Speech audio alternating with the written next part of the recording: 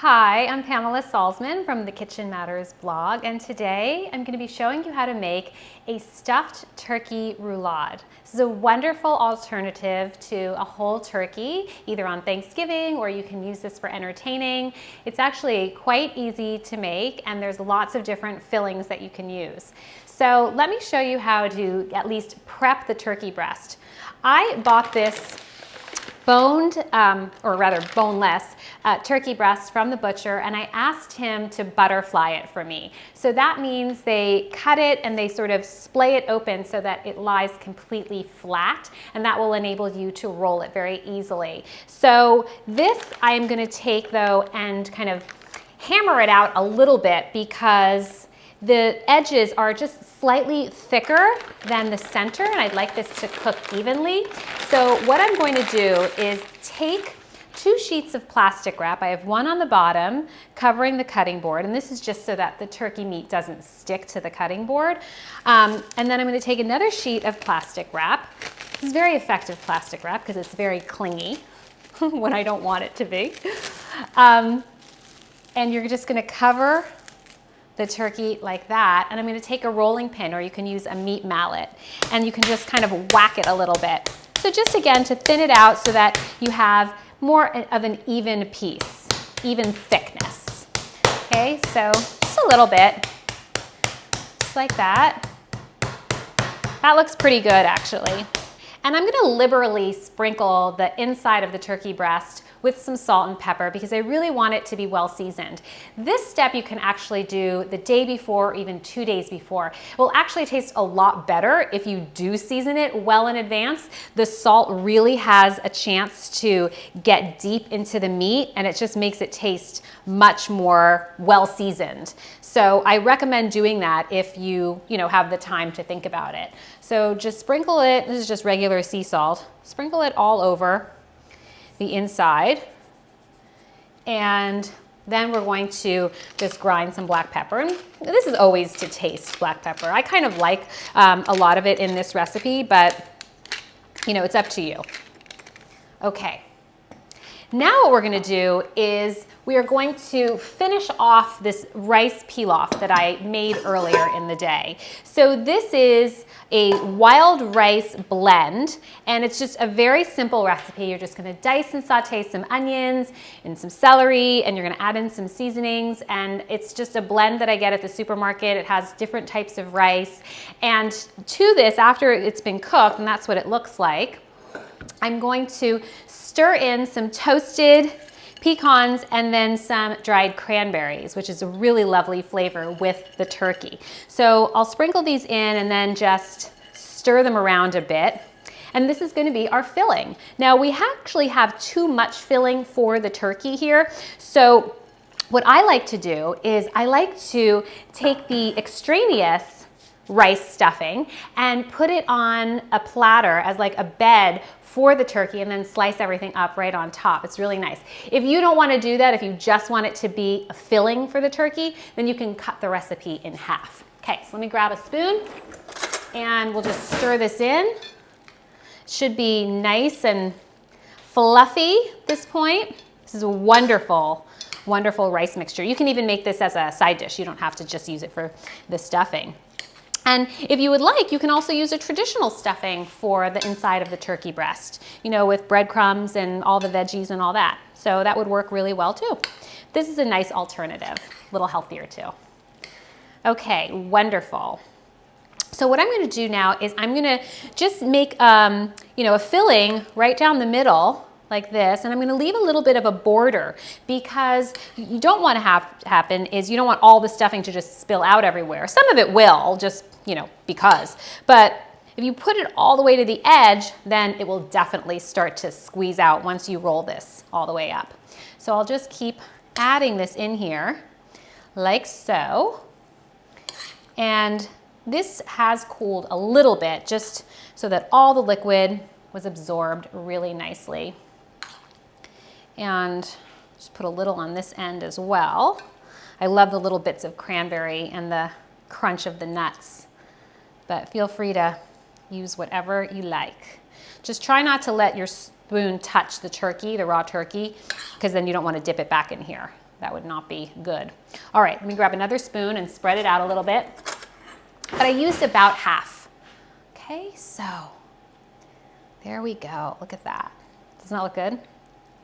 So you've kind of got your side dish and your main dish all in one. So now we're going to take the turkey and roll it up.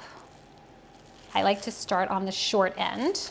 You can actually use the plastic wrap to help you, I think. Not a bad idea. And just keep rolling and tucking, just like that. See, not too hard. And then what I'm going to do is take the twine and shimmy it under in 3 different spots, just like that. You need to get the twine in place so that you can bake this without it kind of falling apart. You want it to stay nice and compact.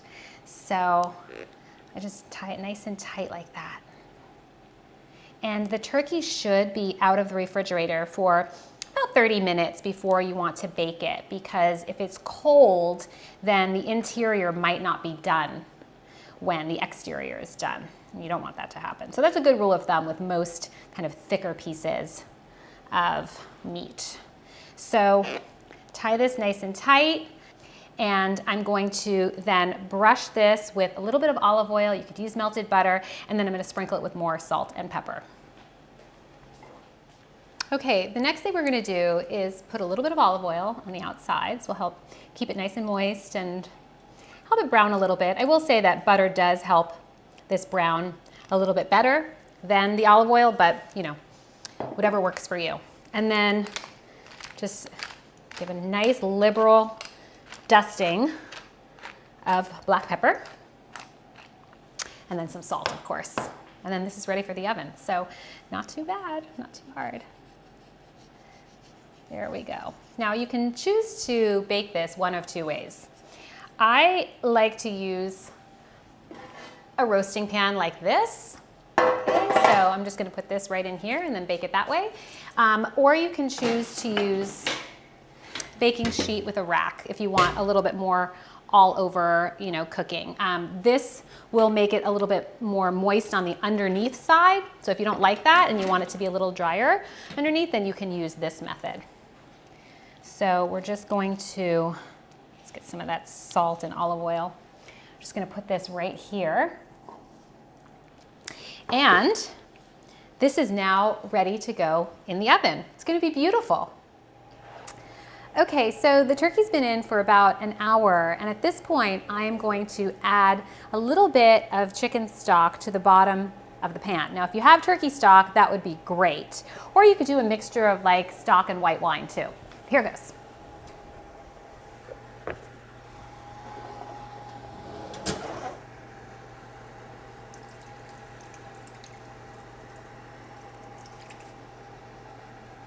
Just enough liquid to make sure we keep the turkey nice and moist. And now it'll go back in for at least another half an hour to even an hour, and I will check it with a meat thermometer to make sure it's totally done. Hi there! I have the turkey out of the oven. It's been roasting, I think, for about an hour and 45 minutes. So I'd like to take the temperature. I'm gonna just whip out my Thermapen and stick it right in the center. And we're going to read this, and we want to make sure that it is about 160 to 165 degrees. So it's not quite there yet. So I think I'm going to put it back in the oven for another, 15 minutes or so. Just go the full 2 hours. Okay, so the turkey is out of the oven, and I actually covered it because I want it to rest for at least 10 minutes. That helps the juices redistribute themselves throughout the meat so that when you cut it, they just don't like all explode everywhere. So you always have a nice little buffer when your meat or big piece of turkey comes out of the oven. You've got at least 10, 20, even 30 minutes is fine. And it also helps the turkey keep cooking too.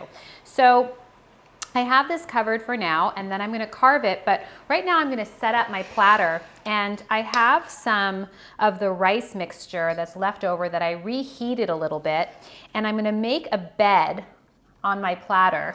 You could also serve it separately, but I think this presentation is really lovely.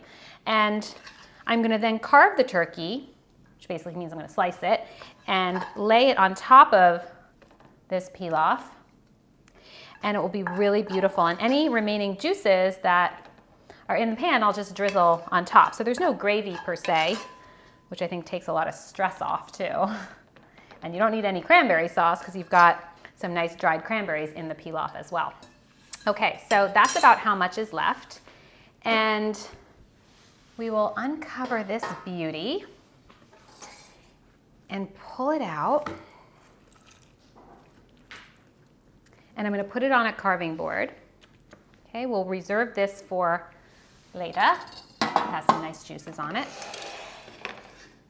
And I'm going to start by cutting the twine and removing that.